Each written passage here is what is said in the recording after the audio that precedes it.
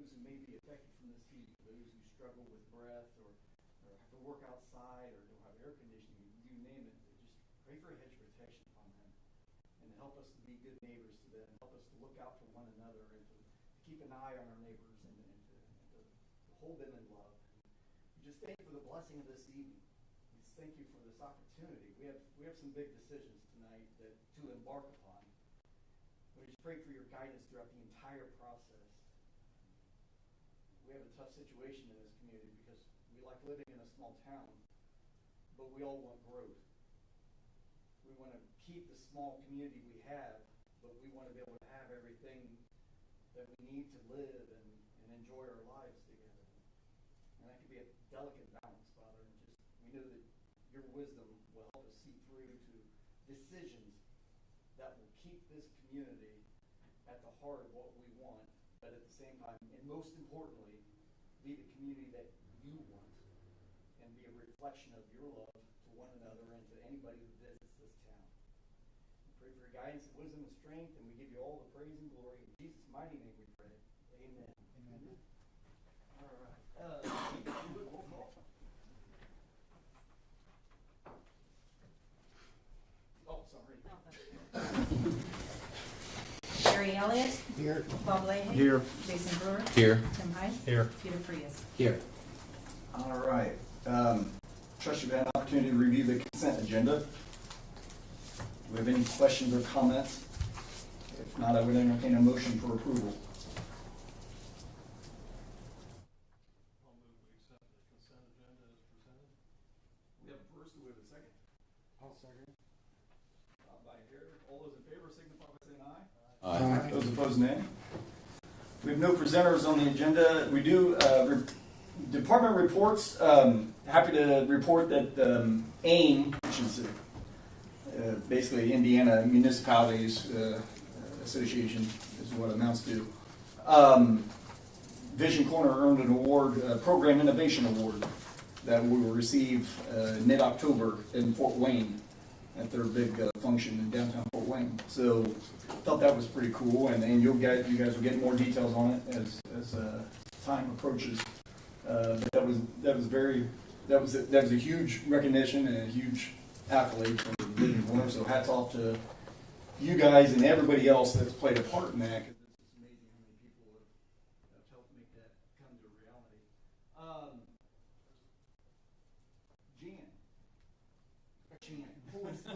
Amy, good Lord, sorry, go back a ways. Amy. The audit is still ongoing. I think they're getting down to the wire, hopefully. So waiting on a few more pieces of information. Couple dates to keep on your agenda that hopefully everybody will make it to for the budget. The public hearing meeting is going to be September 23rd. And then the adoption meeting is scheduled right now for October 14th. So everyone hopefully will make it to both of those. And that's about it. Thank you. Council members, Tia, we'll start with you. Thanks. I have 3 points to raise. 2 of them probably already resolved themselves, but I just wanted to turn them into a positive and do some shout outs. So first one is about graffiti at Harder Park. So someone reported that there was inappropriate graffiti down on the road around the covered bridge. I know I've seen some inappropriate graffiti on the inside of the green latrine in the middle of the park. It's an important attraction to Union City, the park, for people attending our rodeos, cross-country meets, and other events, as well for family and youth recreation. I did, however, go by there just before the meeting, and I see that it was cleaned up. So shout out to the city for quick reaction and cleaning that up for our community. Also, on Saturday morning, someone stopped me on the street to ask me about a new hot dog business in town. They use the farm stand on Columbia and Oak Streets to sell grilled hot dogs. The question was whether the city was providing the electricity for them. and that the city should not be providing free electricity to businesses, et cetera, et cetera. I promised I would ask the question at City Council, but on Saturday late night, after midnight, on my way back from the Dark County Fair, my daughters and I stopped because they wanted hot dogs. And we noticed that they had their own electrical generator. So again, somebody did the right thing.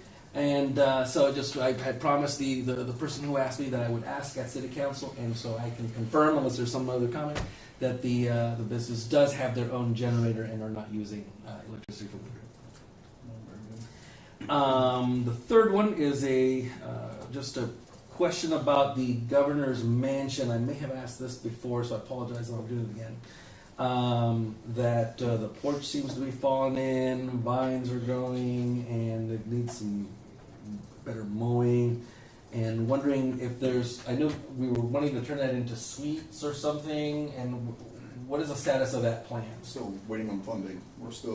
Bruns Construction has a keen interest in being a part of that project if we can make it work. You will see the very corner of that, because we had the statue done a long time ago. He's been waiting very patiently, or at least he can't speak, so I assume he's been waiting patiently to go in the corner of the mansion. So, because we're going to try to start to drum up attention as to what that building actually means. Most people don't know its history. Okay. Do you guys know its history? Nothing like putting you guys on the spot. Bob, you don't know anything about Gary, do you know anything about it? What it was. No, and I appreciate it. It's reflective of the story we need to tell better. It was the governor's residence. Isaac Gray had it built. Oh, he never physically lived there, but Isaac Gray had that house built, and so that's got his stamp on it, and that's our last, outside of his burial in the cemetery, that's our last remaining connection to him physically. Wasn't there like a ballroom in the attic? I think Well, if you talk to Ted Leahy, which he's got tremendous history and insights on it was something else. It's a shame. So the public knows what we're talking about. It's the house on the northwest corner of Howard and Pearl. Yes. Yeah. That overlooks Artisan Crossing. Yeah. So it behooves us historically to save it. It behooves us aesthetically to restore it. It behooves us economically to repurpose it.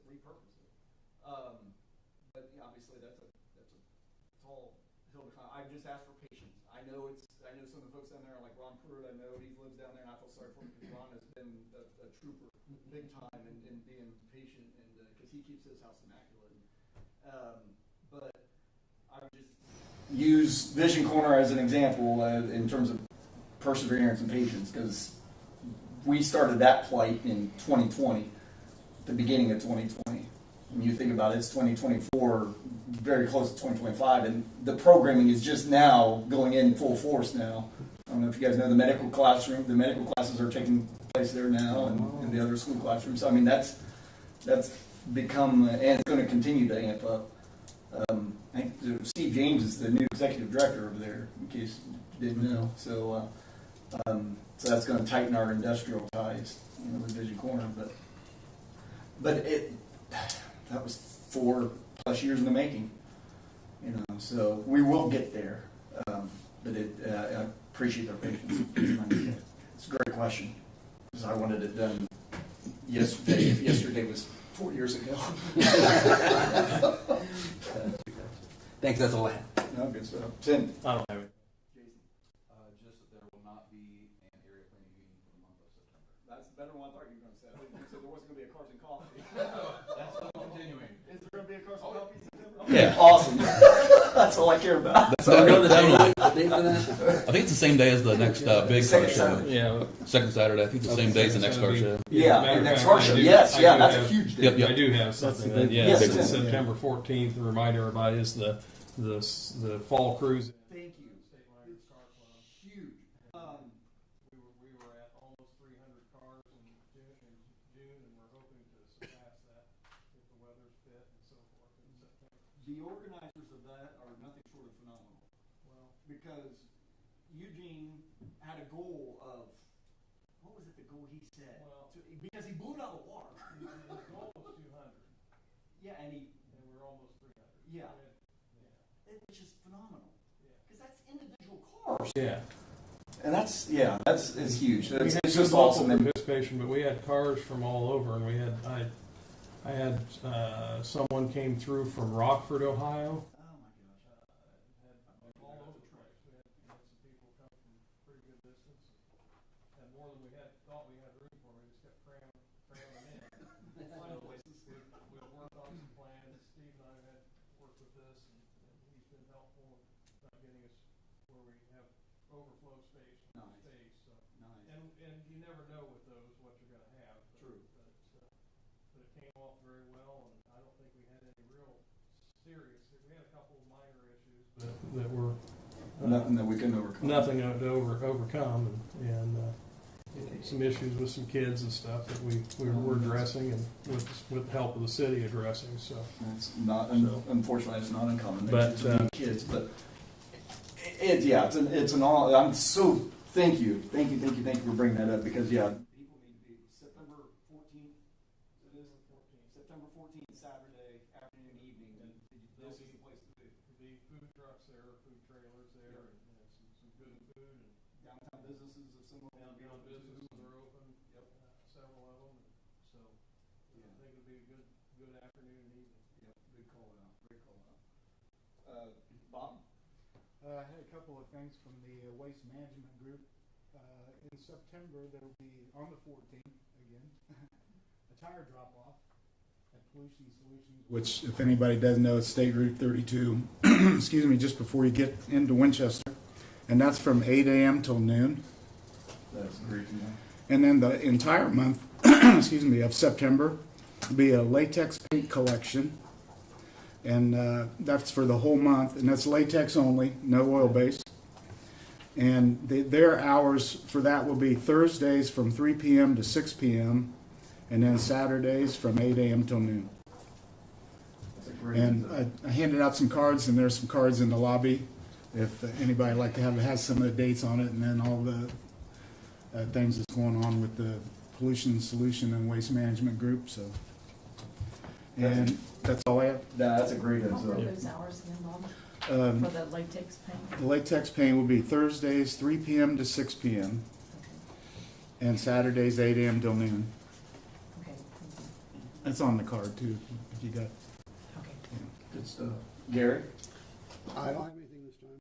No worries. Our student rep is out. Steve, is there anything you wanted to cover before we get into the meat of? No, I think they got enough on their plate right before them that I don't need to say anything. Okay. Okay, so no old business, but new business, significant items on the agenda. Union City Waterworks Bond Ordinance Introduction. And so, am I free to turn this over to you guys, if you guys would like to introduce yourselves, the part you played in this process, and then what we're ultimately trying to accomplish. Well, ultimately, we're trying to accomplish growth and development. Hey, Chad, Yes. real quick, to keep us on track for the project, I need Aaron to go first. Okay, thank you for that. Thank you. Perfect. And would you like me to go up to the podium? Yeah, if you could, that'd be great. Yeah, there's a speaker up there, so that'd be super. That way everybody at home can hear you. I'll project. I'll use a choir voice.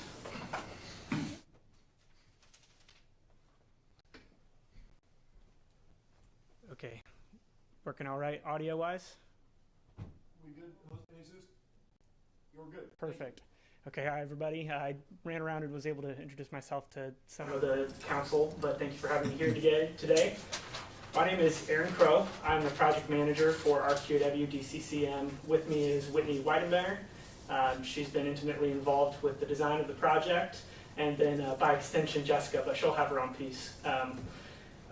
We began this conversation a few years ago, really at this point, and I'm sure the city's been talking about it well before then, but there are significant improvements needed at both water plants, the north and south plant, not to necessarily update, replace existing assets, but to increase the capacity to accommodate both some industrial development, but also some residential. And so, we worked with the city and Baker Tilly and some other project team members to apply to state revolving fund. For those, does anybody here know about SRF? I don't want to get too off topic, but in general, it's a really good state financing agency, very low interest rates. For Union City, the anticipation was they'd get a lot of principal forgiveness, i.e. grant dollars. So right off the bat, we're like, hey, you have this need, this is the best avenue, and there's a lot of federal dollars coming in that SRF can then distribute to communities like yourselves. So we applied in April. That required like a report. Found out that we were within the fundable range, so like top 10 highest ranked projects, which means really good grant dollars, good subsidized interest rates. And anyway, so we're kind of off to the races a little bit because SRF requires that the city closes on their loan by June of next year. And so in order to do that, there's a lot of design involved and permitting through IDEM, our environmental regulatory agency with the state. And Jessica will talk, I think, a little more. I don't want to steal her thunder, but we've already started on the design because there's a lot of components to this project. Well drilling, we need to design the project so that we can submit it to IDEM. So really what we're asking is until interim financing gets established, which I don't know if that's been brought up, but the ban, has that been? Being introduced. Okay, well, I'm ahead of the curve. But in order to get a good bid, you need to design the project. And we want to, before we finalize any of the construction financing and close on that loan, we need to move forward with the design. And there are some kind of early items that we've been working on, like I mentioned. And so we are essentially just requesting that in the next couple of months the city can help defray some of those costs. So we'll be generating costs, to keep on track, make sure that the city is going to be able to close within that timeline. And that's really where we are. So the number that we're asking for is $74,400.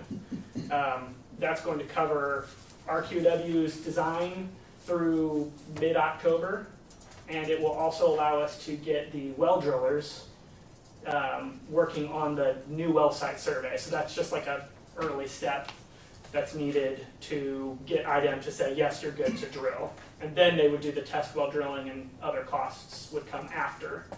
But I talked a little bit with Jessica before this, and a couple of notes to make. When the interim financing closes, that this is all reimbursable, meaning the city's only out that money for a very short period of time, and then they can reimburse themselves. Well, yeah, actually that's really it. So anyway, we're excited to work with the city on this. We want to make sure that we stay on schedule so that you guys don't lose out on that subsidized interest rates, principal forgiveness, and get you to a point where contractors are comfortable bidding on the project.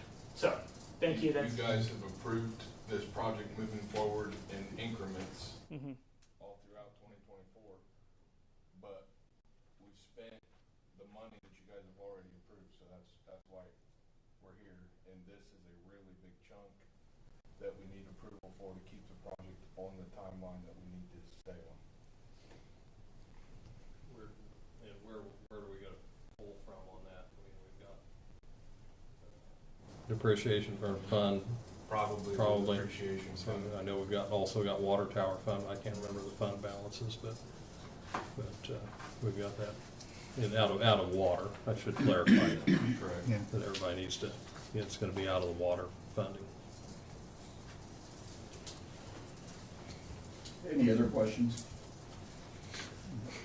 We just need a motion or just? Yeah, basically, just motion. Or do you guys want the ban portion to go before they would motion for him, or?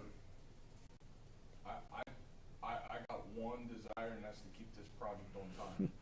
So I depend on him to hit all the benchmarks, and you guys are depending on Baker Tilly to figure out how we're going to fund it the most economically way. So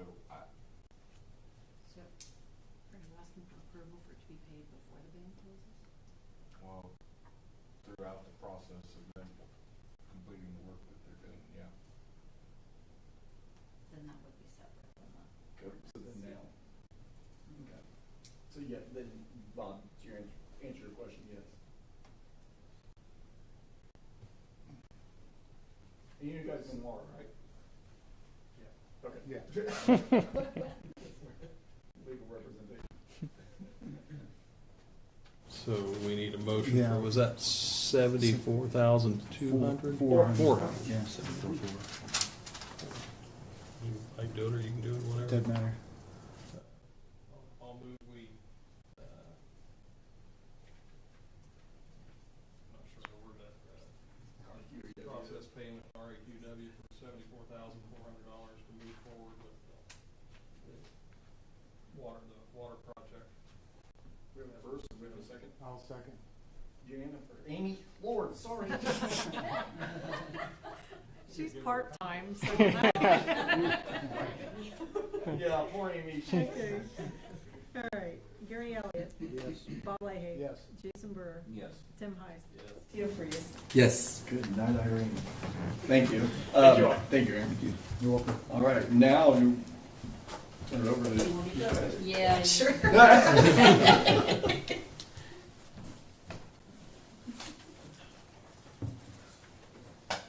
Hello, I'm Jessica Lynch with Baker Tilly. I'm a director there. I've worked with the city for a long time.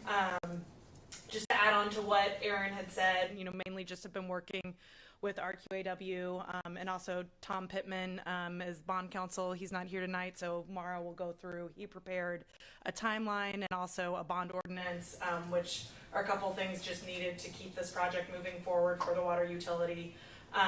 With SRF specifically, we've had contacts with their director of finance. There's a couple things that he wanted us to run numbers for the project.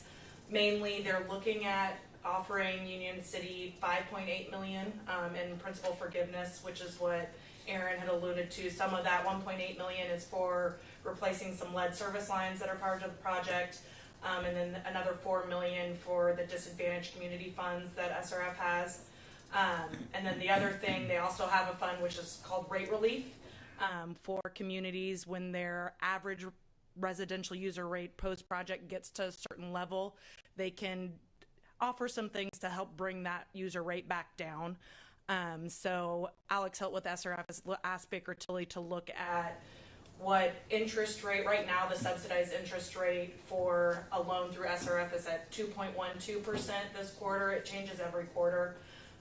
So right now it's at 2.12%, but depending on the amount of financing needed through the program, where would the post-project user rate be with that 2.12%? And so they're wanting us to lower that 2.12% interest rate to bring the post-project user rate down to $40 and down to $45. So he's wanting to see what those different options have done. So we discussed that with the city, with the mayor and Steve and Amy last week. So we're going to provide that information to SRF this week. Just so you know, to get it down to the $40 rate, it was 0.85% for an overall interest rate for the loan, and that's assuming a $5 million contribution from Cardinal Ethanol, Workhorse, some other industries that are developing in the town. To get to the $45 user rate, the 2.12% is already below $45, so just let them know that it's at $43. But so to keep that process moving, what Aaron mentioned was that interim financing, which is a bond anticipation note. I think we're looking at about $1.2 million for all the engineering design, the test wells, some of the other initial things that need to be completed before SRF will close on a long-term loan. They require bids in hand so they know the exact amount of financing before they'll close on the loan. And I believe Amy and I are planning to call some local banks here this week. I believe First Financial Bank and Citizens Bank to see if they have any interest in offering that $1.2 million for the community. And if not, Baker Tilly has a number of other banks that are interested in that kind of loan, short-term loan that we'll put together a term sheet for the community and send out to those different banks to get an offer from them to see who would be the lowest interest rate provider for them. But so to keep on track, Mara's here tonight to help you with the introduction of the bond ordinance. The timeline that Tom put together has closing on that interim finance about mid-October, October 16th or 17th, I believe. So then we would just need to introduce the bond ordinance tonight, and then at your next council meeting, you would adopt that bond ordinance, and that's just the legal document that authorizes you to close on that bond anticipation note and also to close on the long-term financing with SRF. Any questions on that? No? Well put. Yeah, very good. I will turn it over to Mara. Hey, she really covered most of it. You made my job so easy. You're welcome. So yeah, looking all the way ahead. And Mara, I apologize, if you could reintroduce yourself to the general audience for those viewing I from home. will. I'm Thank you. Mara Hoff. I'm your city attorney, and I'm serving as your local counsel for this bond financing. So all of my bills will get wrapped up into the bond. You won't see that come every month as a claim to you. So I know you'll appreciate that. But timeline-wise, we are looking at next June 19th to actually close on the bond for the project, the 24.75 million, I believe. Backing up, there will be lots of public hearings and notices and things that take place before that major bond is entered into. What we're trying to close on now is what she mentioned was the bond anticipation note. Interim financing to get you through this design phase. And we're hoping to close on that October 17th. So what we need is to get the ordinance introduced tonight. You have a couple weeks to look it over. If you have questions, and it is a lengthy document, I'm happy to answer any of those questions over the next couple of weeks so that you feel comfortable voting and then on September 9th to actually pass that ordinance, okay? It has maximum parameters. You know, they'll put it out to bid, but it have to be 6% or less, or we're not gonna take out the note for you. So all those details are included in that ordinance. And Yes, And I let's- guess to just add to that, she said 24 million, but that, like she said, is just a high parameter. In case bids come in high, we do not anticipate that that's going to be the amount of the bond issue. yes, always It'll, use it. we expect We the bond always issue draft be that to much be less the than highest we Yeah, could possibly thank you for that anticipate. clarification. Yeah, and then hope everything comes in lower.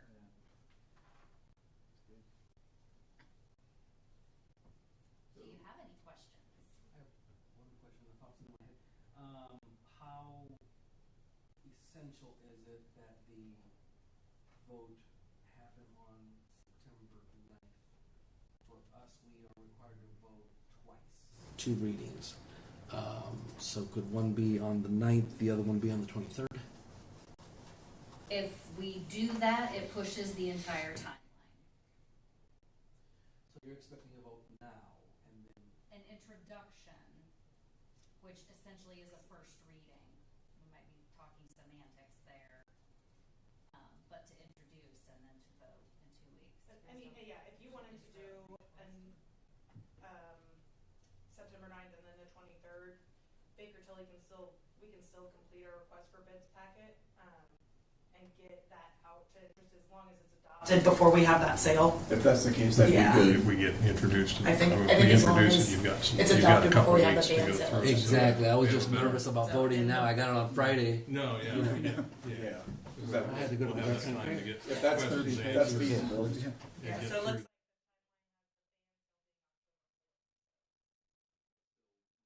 Wiggle room. Yeah. Okay, good, good. So this is first date, or first call. Next one's for real. And then, the second reading and the final September meeting. That works. Okay. Good with that? Does anybody, could someone like, I mean, it's really technical. I'd have a nice look at it. Although I do want to read it with like more sort of, calm, clear mind and everything. Do you want someone review the highlights for us of like the key parts of it? The financial parameters. or the project itself? I'm talking about the ordinance, the proposed ordinance. Okay, if we're talking financial details, I'm gonna defer to Jessica. So she had mentioned that these were maximum parameters. So on the first couple pages, it states, where the total project right now, it says 24,750,000. That has in a cushion of 20%. So right now we're estimating about 20 million from project costs from Aaron for the total project. And so the document authorizes both the bond anticipation notes and the long-term bonds at that higher parameter, but we don't expect that to happen. It's also got your currently outstanding bonds, the 2009 bonds that were also issued through SRF, I believe, just that they'll be on parity with those so that you're set your revenue, your rates at a level to be able to cover the debt service on both of those. It has a maximum interest rate, I believe, of 6%. It allows for you to issue debt on the open market or through the state revolving fund. Since you're in the fundable range, we expect you to go through the state revolving fund, but it does allow that other option if for some reason the city wanted to do that. The maximum interest rate was, again, I said 6%. SRF's rate is 2.12%, so well below that. That's for the bands and the bonds. Then it has, just some language about the different flow of funds. So your operating fund, your bond and interest fund, your debt service reserve, just what you need to have in there to be able to meet the minimum requirements by the bond ordinance. Your 2009 bond ordinance has the same requirements. So it's 2 months of operation and maintenance expenses for your operating fund, monthly transfers for your bond and interest fund, having an annual payment for your debt service reserve built up. Pay anything out of that after you meet all those other requirements. Then it's also got your rates, says your rates in there have to be enough to pay 100% of all your revenue requirements. But then there's another nuance to that, which is called the additional bonds test, which is your parity test for your 2009 bonds, saying that you have your rates set at least to a level to provide 125% debt service coverage. So that'll be one thing that you'll have to do for this issue that Baker Tilly will prepare for you. It's called the parity test, just showing that your level that's 125% debt service coverage. So that's in there too. There's some tax covenants in here, just covering different things related to arbitrage and those tax documents that are at the end. So I hope that covers it. You see why I deferred I see. But yeah, so a lot of the financial information is towards the beginning. Then the flow of funds, which is the operating fund, what the bond proceeds can be used for. That's usually like section 10. Yeah, section 10 through 15 usually. Yeah, through 15. All this from 2009. Big Chad and I were here in 2009, so Yeah. it's a little foggy, You are but pledging the net revenues of your waterworks to pay off this debt. Right. Yes. Say that again. The net revenues of the water utility are being pledged to pay off the debt. So you're not Gotcha. funding it by any other not from the sewage works, from city revenues, not any property taxes. Yeah. Just water rates. pure rate based. Yes. funding, yes. Yes. Okay. And when you introduce it, you can do it by title only. You don't have to read the whole thing. I was at a council meeting that did that once. It takes a very long time. But they will be available if anybody wants a copy of it. Right. For sure. All right. No, well done. Any other questions? All right. Very well done, you guys. Thank you so much. All right. So progressing along, the last two items on the new agenda, the new portion. Salary ordinance. Some discussion. Taking the time to make notation, and Amy, I didn't know if you wanted to elaborate on any of the notations you made in the council packet for everybody to reflect upon. You know, one was comparison of current rates to proposed, which is always nice to have. is there anything else you wanted to go further in detail or expand upon? Unless someone has questions, I mean, I just have what they are, and, you know, if you have any questions, I can go ahead and answer it. Have any thoughts, reflections, or questions, or comments? If not, it's on here for your perusal. I guess my main question is where are we at financing this? And because I can do some real basic guessing on overall cost on that, but I don't have a real close assessment on what the annual cost of that is. Do we have a lump of what that would be in terms of the increase percentage? At least, you know, If we did overall, no, I didn't Okay. go that deep into it, but as far as the one thing, and I think I did note on there, with fire and police, you do have, the longevity is different from what it is for all the other city employees. So, yeah, that does play a little bit more of a factor in the rates. I think I included those as well.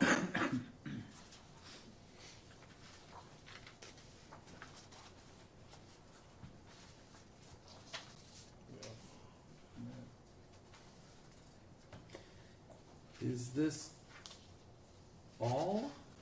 Is this the normal time of the year to do this? This is to, again, this conversation is only before you guys right now because we are trying to take position by position and match it to both sides of town so that the employees on both sides of town, their pay for what they're doing, their position that they're serving in is comparable and equal. Union City, Ohio passed this in July, so that's why it's before you now. So But we're in the midst of budget too, so we have to make sure we're in the good midst budget for next year. of the budget conversation. So this just makes it awkward, but again, what we're trying to do is position by position, we're just trying to level out the pace. That's the focus of what this conversation is.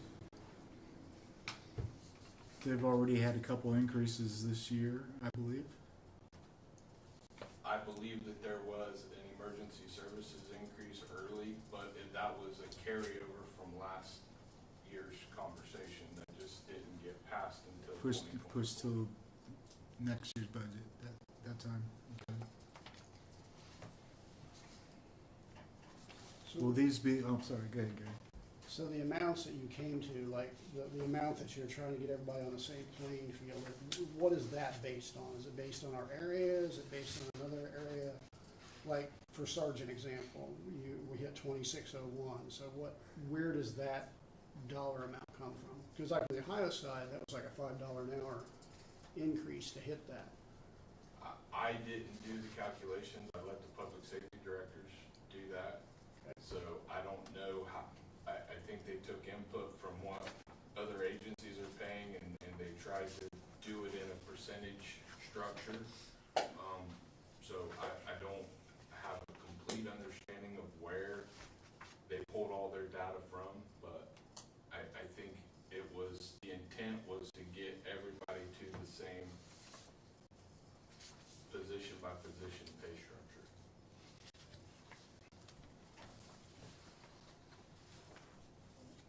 It's a shame that Ohio side already did theirs, because actually it would have been probably better if they'd have like went to 23, and that would put them in the same as what we are. But instead they bumped it like $5, which then lets us go back and try to raise it $2 more from $2 right before that. So that's what I'm seeing. It's like a ball going back and forth. It's like, okay, we raised it here, then they raised it above that, then we raised it again to match that. Is what seems to be taking place. Yeah, like I said, I didn't actually do emergency services pay. They did, and please keep in mind that we are still the lowest paid agencies in the region. So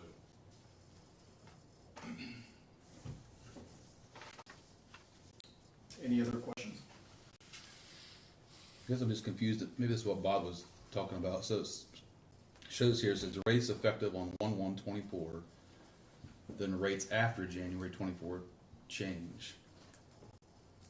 Am I looking at like they got 2 increases in 1 month, or am I looking at that incorrectly? The 1/1/24, those were the salary rates that were passed last fall. Gotcha, For okay. everyone. Okay. Yeah, and then, It was a bump up for yeah, them. Gotcha, and then okay. in January, That there was was an okay. additional. Makes sense. Basically 2 for them, though. Right. Not everybody, but 2 for fire and EMS and police, I'm guessing.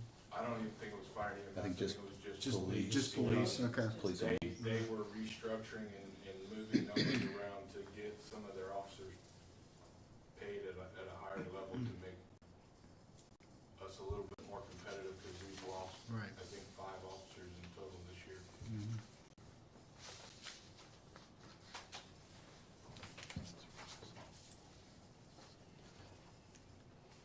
Anything else?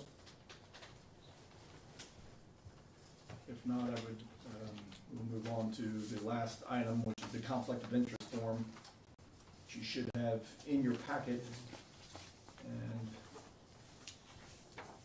submitted by Amy or Tasha Bean.